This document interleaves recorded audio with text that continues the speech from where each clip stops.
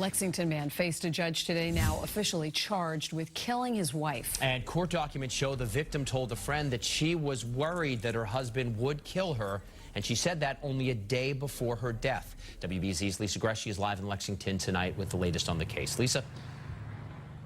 David, Lisa, police now believe the victim's body was staged in her car here by the fields of Lexington High School, and the struggle that actually killed her started at the couple's home up the street.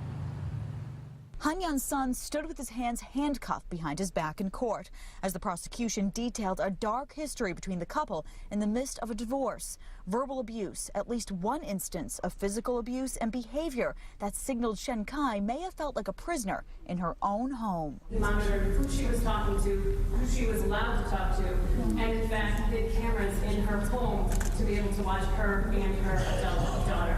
Her daughter walked out of court this morning without comment. The struggle that led to her mother's murder revealed by the prosecution. What he did not inform the police is that she actually struggled so hard with him and fought back so hard that she bit the tip of his finger off.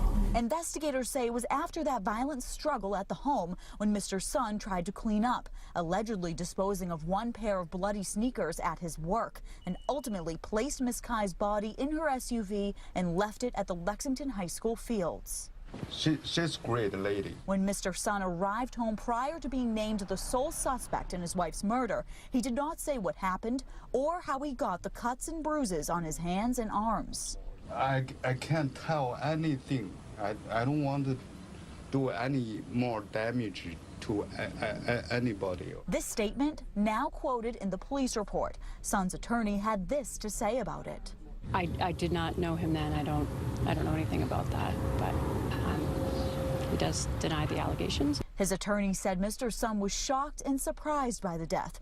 His wife's friends say she was afraid of him. Ms. Tai had previously reported to them, to her friends, that she had concerns about her safety.